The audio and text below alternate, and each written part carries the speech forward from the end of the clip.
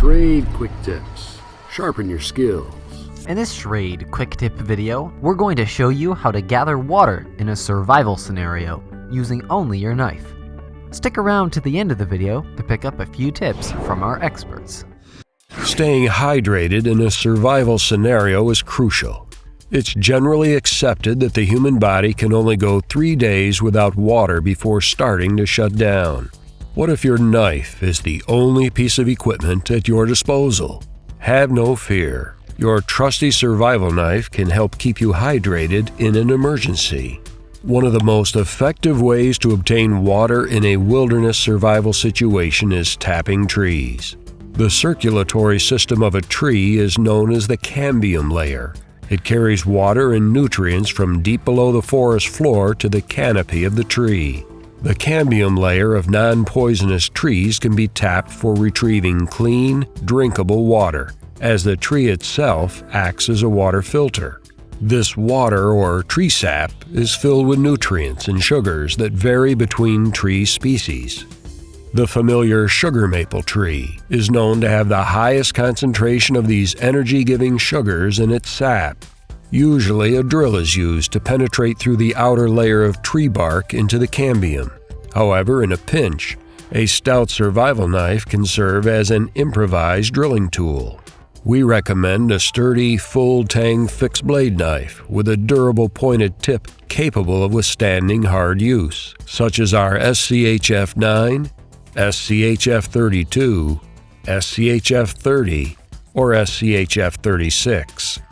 Be sure that the tree or vine you intend to tap is non-poisonous.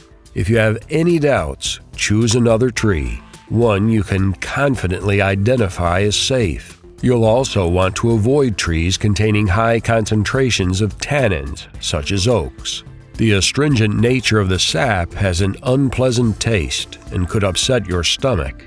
A few of the many trees safe to tap are sugar, black, red, and silver maples, as well as black walnut and black and river birches. Begin by placing the edge of your knife diagonally on the trunk of the tree, a couple feet above the ground.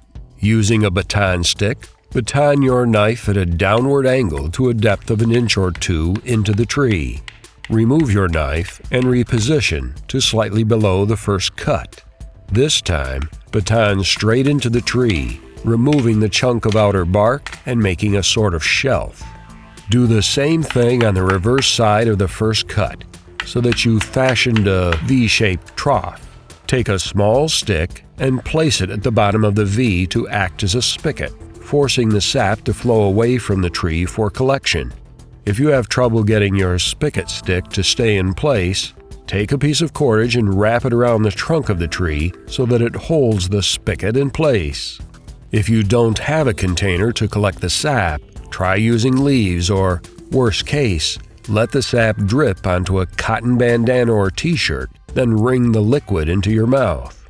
As a water source, sap volume and flow is somewhat seasonally dependent. Sap is running at its highest rate in the spring when nights are cool and days sunny and warm. It's also important to pay attention to where the sun falls on the tree when you're tapping it. On a cool spring morning, the eastern-facing side of the tree will have a tendency to flow more quickly as the sun warms the bark. Wild grapevines offer another great option for the survivor in need of water. Grapevines require less effort, as they often have sections growing parallel to the ground. This makes collecting the delicious, slightly sweet water easy, as the bottom of the vine can be tapped, allowing the sap to drip straight into a container or leaf. A vine can also serve as a portable water container when cut into sections. There you have it. Knife survival know-how to obtain water when you need it most. With a good survival knife by your side, you can tap into this vital resource anytime you need it.